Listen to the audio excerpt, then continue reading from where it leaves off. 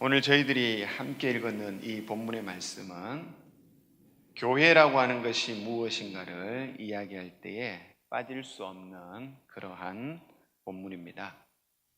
그래서 오늘 우리들에게 있어서 신앙생활을 해감에 있어 현대 그리스도인들에게 있어 과연 교회가 무엇일까라고 하는 교회를 우리들이 다시 한번 생각해 볼 필요가 있는 것 같습니다. 많은 사람들이 교회라고 이야기를 하면 신앙인을 가지고 있든 가지고 있지 않든 그 사람들에게 교회를 이야기할 때에 교회라고 하면 가장 먼저 떠올리는 이미지가 건물을 생각합니다. 집 위에 집 모양의 아주 높이 있는 십자가가 달려있는, 그리고 때로는 외벽에는 십자가를 할 수는 없지만 건물 안에 들어가면 앞에 정면에 십자가가 걸려있는 그러한 공간을 많은 사람들이 교회라고 떠올립니다. 그러나 성경을 통하여서 종합적으로 해볼 때 성경에서는 건물을 교회라고 하지는 않습니다. 그것이 아니라 하나님의 은혜를 받고 그리고 또한 우리 주 예수 그리스도를 구원자로 고백하고 그리고 또한 그 은혜 가운데 살아가기로 결단한 사람들이 모이는 그 모임을 교회라고 이야기해요. 바꿔서 이야기하면 교회라고 하는 것은 사람을 가리킵니다. 하나님을 믿는 사람, 그리고 또한 그 사람들이 모여있는 공동체를 교회라고 이야기를 합니다. 그런 교회를 이야기하면서 우리들은 또 하나의 교회에 관한 다른 또 착각을 하는 경우가 있습니다. 그래서 하나는 뭐냐면 교회는 하나님을 믿는 거룩한 사람들만이 모여있는 곳이다라고 생각합니다. 가끔 전도를 하면서 사람들을 만나보면 그런 이야기를 합니다. 아유, 내 같은 사람이 어떻게 교회를 갑니까? 이렇게 이야기하시는 분들을 만나볼 수 있습니다. 내 같은 사람이 어떻게 교회를 갑니까가 아니라 그러하기 때문에 우리는 교회에 오는 것입니다. 내가 죄인이라는 것을 알기 때문에, 그것을 인정하기 때문에, 하나님의 은혜가 필요한 사람이라는 것을 알기 때문에 모여 있는 것이, 그러한 사람들이 모이는 곳이라고 이야기를 합니다. 그래서 오늘의 본문을 통하여서 저희들이 교회라고 하는 것은 제목을 이렇게 정하였습니다. 지어져 가는 교회. 교회라는 것은 어떤 한 순간에 결정되어지고 완성되어져서 짠 하고 나타나는 그러한 모습이 아니라 우리는 지금도 여전히 하나님 앞에서 교회로 만들어져 가고 그리고 또한 교회의 완성을 향하여서 나아가고 있는 사람들이라고 하는 것을 이야기합니다. 오늘 본문을 좀 이해를 돕기 위해서 표준 세번역 성경으로 제가 본문을 다시 한번 읽어 드리도록 하겠습니다. 영상 자료를 한번 참고해 주시면 감사하겠습니다. 제가 읽어 드리겠습니다.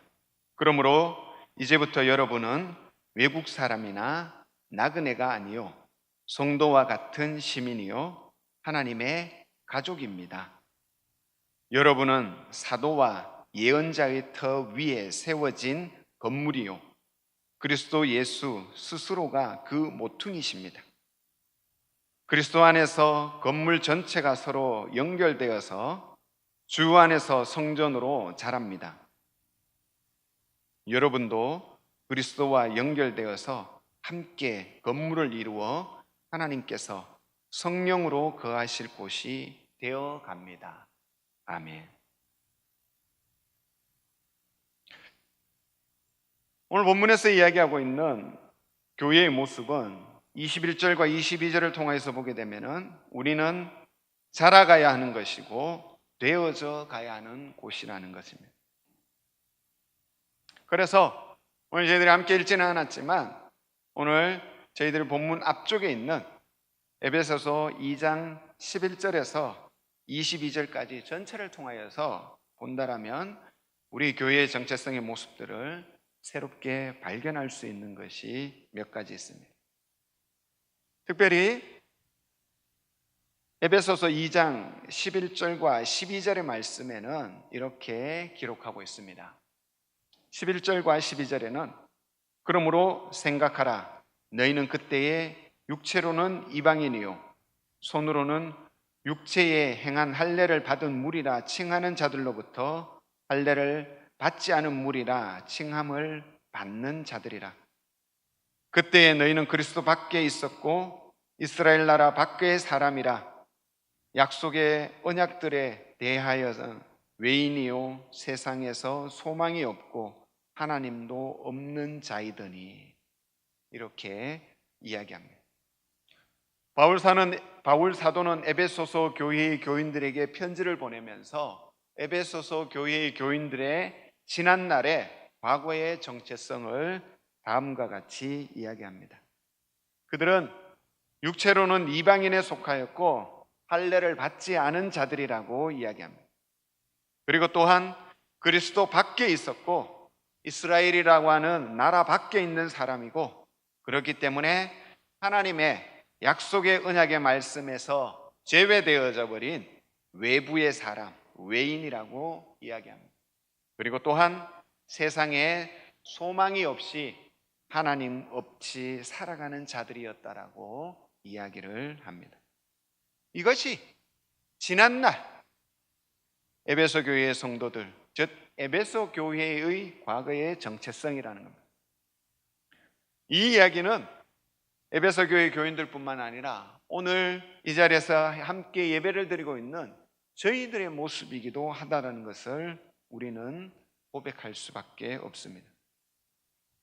여전히 우리는 육체를 따라서는 이방인일 수밖에 없고 무할례자였고 그리고 또한 예수 그리스도 밖에 있었고 이스라엘이라고 하는 하나님의 선택된 나라에 밖에 있던 사람이며 하나님의 약속과 언약에서 그것으로 외인, 그 약속과 언약 밖에 존재했던 우리들이었다라는 겁니다.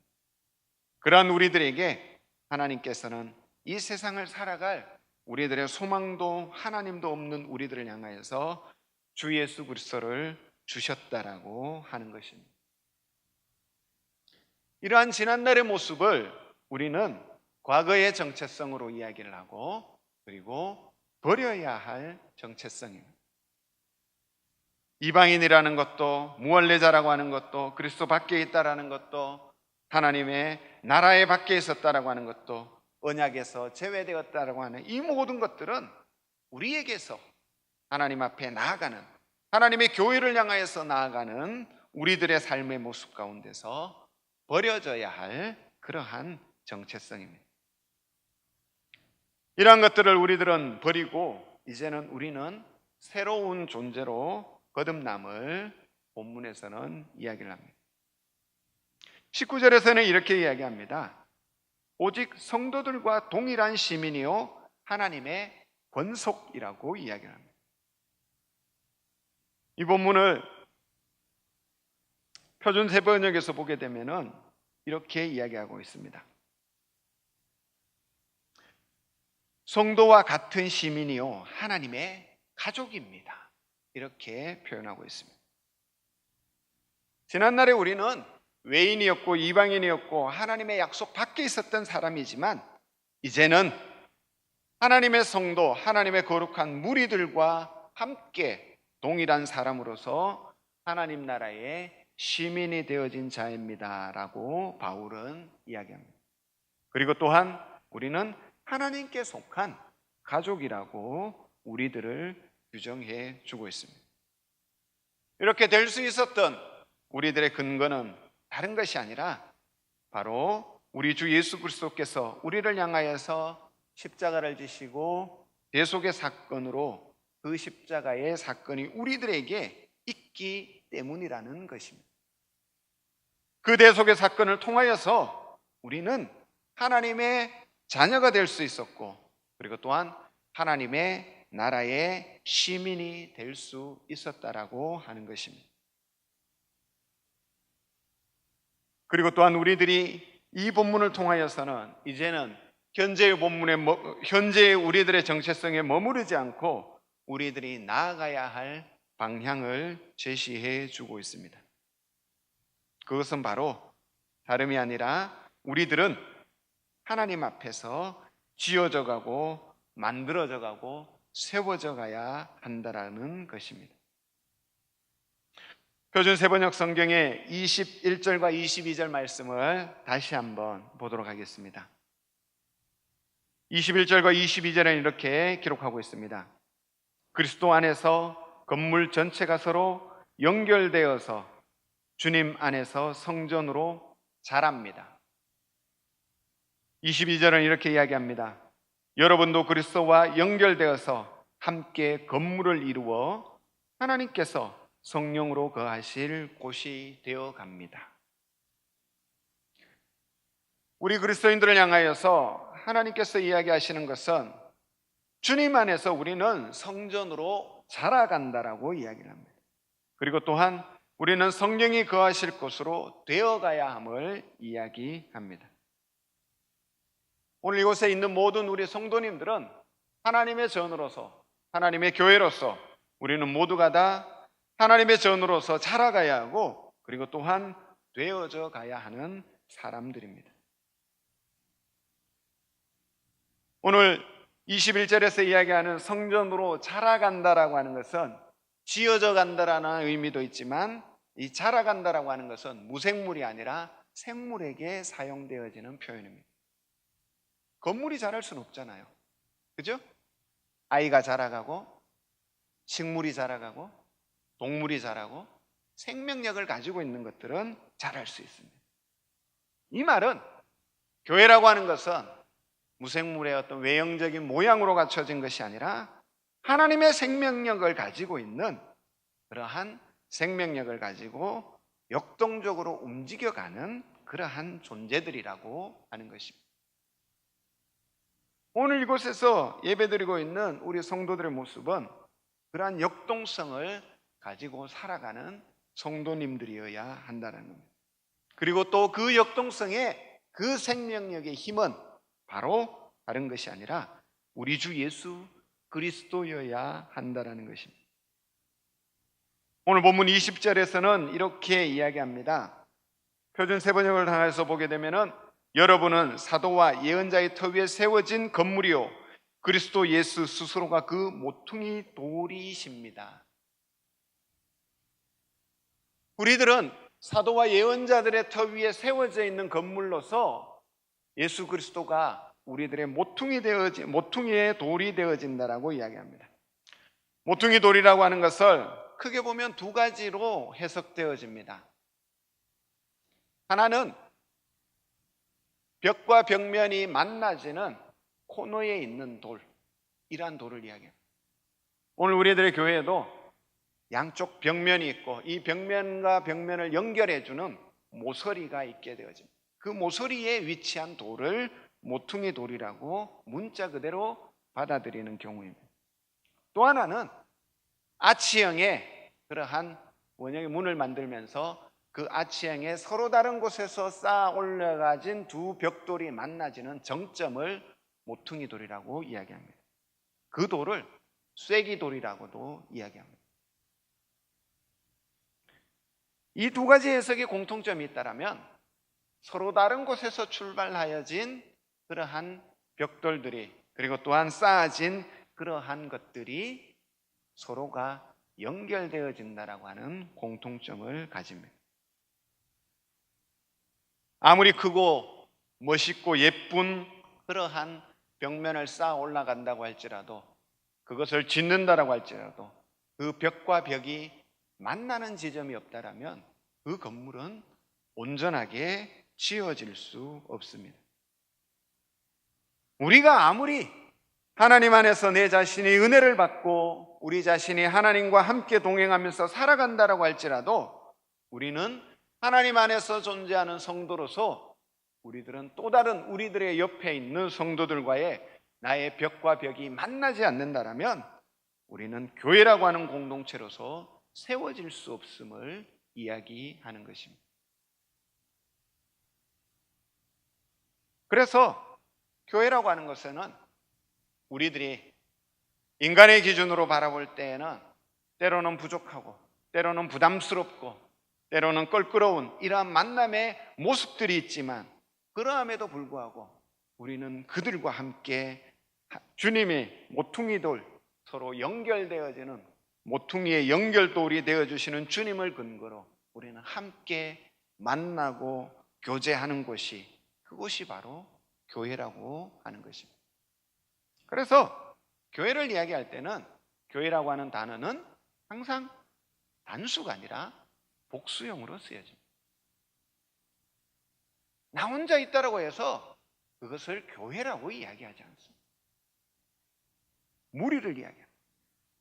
하나님을 고백하고 함께 신앙생활을 하고, 그리고 또한 하나님께서 이 땅을 향한 하나님의 뜻을 이루어가는 기관으로서, 그 공동체로서 세워져서 그 공동체가 함께 움직여지는 것을, 그것을 교회라고 이야기를 한다는 거예요. 그래서 우리는 교회의 근거를 어떠한 사람이 될 수도 없고 어떠한 이 땅의 무엇인가도 될 수도 없이, 그 어떤 모든 것을 초월하여서 그 모든 것들을 연결해주는 기초가 되어주시는 우리 주님이 바로 교회의 기초가 되신다는 것입니다. 그리고 또한 이러한 연결되어주는 주님을 기초로 하여서 우리는 교회가 함께 주님의 성령이 거하시는 그러한 집으로 우리는 세워져 가는 과정 속에 있는 공간이라는 것을 기억해야 할 것입니다.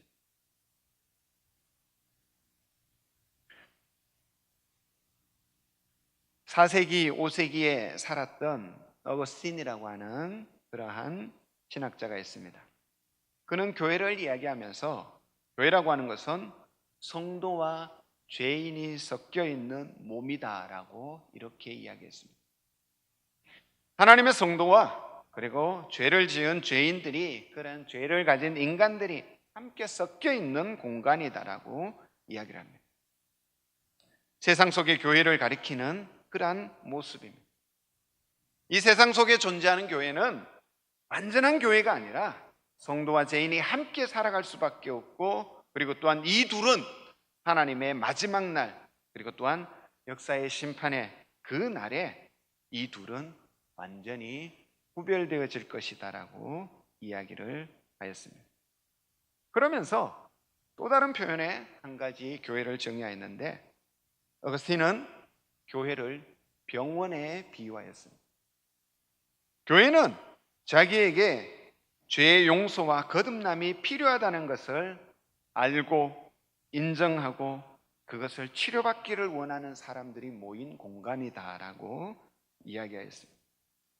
이 말은 그리스도인들의 삶은 죄 없는 삶이 아니라 죄에서 치유받는 과정으로서, 그리고 또한 그 치료의 과정을 위해서 모여있는 환자들이 그 과정을 겪고 난 이후에 건강으로 회복되어져 가는 그러한 공동체라는 것을 이야기합니다. 그 완전한 치료는 이 땅에서 이루어질 수 있는 것이 아니라 온전히 마지막 하나님의 나라에서 이루어진다라고 그는 이야기하였습니다. 그래서 우리 교회라고 하는 공간에서는 어쩔 수 없이 이러한 인간의 죄성이 서로가 서로를 부딪히게 하고, 그리고 또한 그 죄성이 서로를 상처를 주고, 그리고 또한 서로 아픔을 주는 그러한 공간이기도 하고, 또한 하나님의 말씀이 선포되어지고, 그리고 또한 그 아픔이 말씀과 기도로 인하여서 회복되어지는 은혜의 공간이기도 하다라는 것입니다. 그러기 때문에 우리의 교회는 지금 이 자리에 완성되었습니다라고 멈춰지는 것이 아니라 하나님의 이 은혜의 완성을 향하여서 우리들은 끊임없이 나아가는 그러한 교회여야 한다는 것입니다. 오늘 우리 이 본문의 말씀의 마지막 절 22절의 말씀을 공동번역 성경으로 제가 다시 한번 읽어드리도록 하겠습니다. 22절에는 이렇게 기록하고 있습니다. 여러분도 이 모퉁이 돌을 중심으로 함께 세워져서 신령한 하나님의 집에 하나님의 집이 되는 것입니다. 이렇게 기록하고 있습니다. 우리들이 교회로 되어져 가는 그 중심이 다른 것이 아니더라. 그 어떤 사람이 될 수도 없고, 그 어떤 우리들의 어떤 사상이나 우리들의 어떤 인간적 지식이 될 수도 없고, 그것의 중심에는 모퉁이 돌이 되어지시는 주님이시라는 것을 이야기합니다. 그래서 교회의 중심이 예수님이시고, 교회의 머리가 예수님이시고, 그리고 또한 교회의 근거가 예수님이시라는 겁니다. 오늘 우리는 우리의 신앙생활에, 그리고 또한 우리들의 교회되어져 감에 그 중심에 우리는 무엇을 놓고 있습니까? 우리의 열정입니까? 아니면 우리의 관계입니까? 아니면 우리의 지식입니까? 우리의 경험입니까?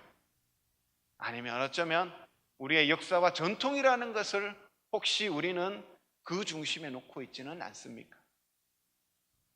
우리의 외형적으로 보여지는 그런 모습을 우리의 중심에 놓고 있지는 않습니까?